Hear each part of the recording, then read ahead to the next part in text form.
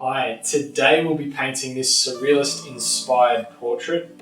We're going to be using a very select range of Montmart oil paint, some linseed oil, just a couple of brushes. And in this painting, I'll be showing you how I go about designing the painting before we get started, some basic skin tone mixing techniques, as well as some fine detailed brush mark making techniques too. So let's get into it.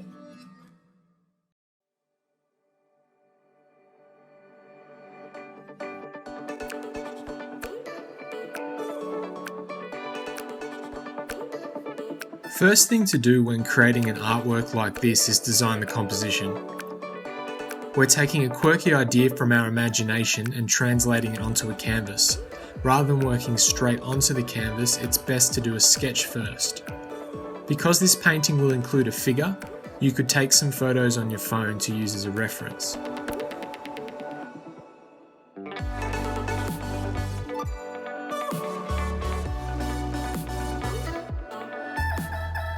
We're going to be using Montmart oil paint for this artwork. The colours are titanium white, ultramarine blue, red ochre, raw umber, brilliant red and lamp black.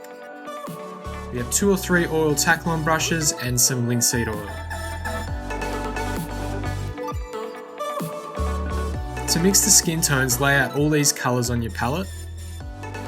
The majority of these tones are mixed with just brilliant red and white, adding small amounts of blue or red ochre or raw umber to tint and darken the mix.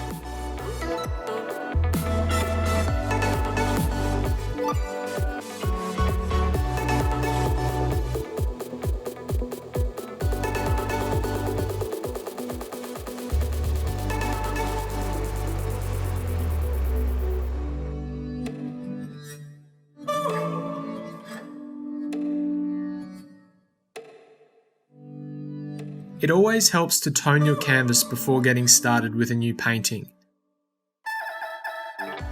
I've applied a thin layer of yellow ochre acrylic paint. Next we need to draw the composition onto the canvas. Continue to do this with acrylic paint. The reason we use acrylic for this step is that it dries quickly, allowing us to move on to the next layers with oils much faster.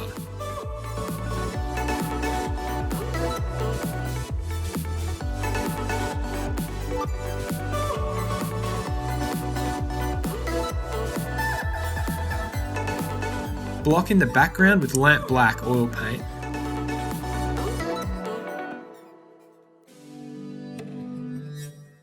Add some clouds and a horizon line to create a sense of depth.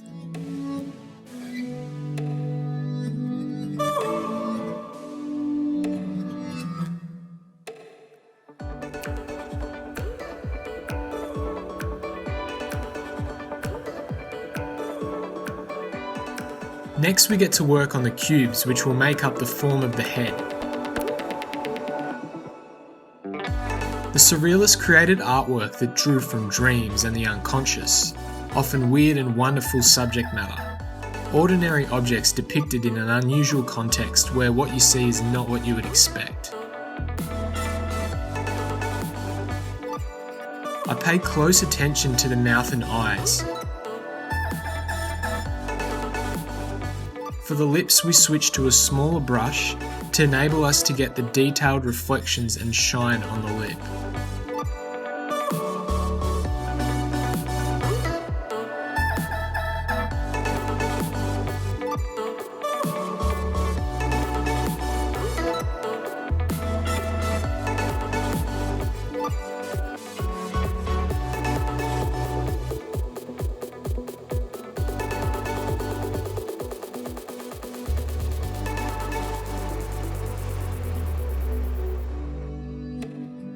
To paint the eyes, we again need to use a small flat brush.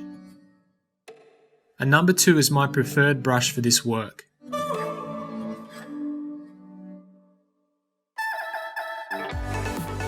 For more detailed steps on how to paint the eye, check out our How to Paint an Eye video on our channel.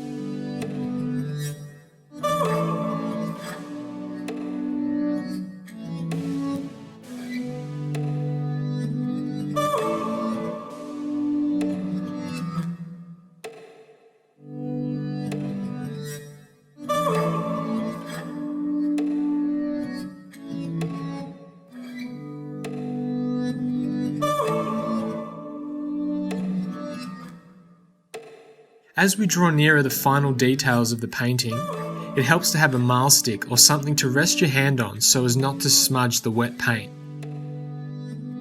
I use a piece of timber and rest it on my easel so that I can steady my hand.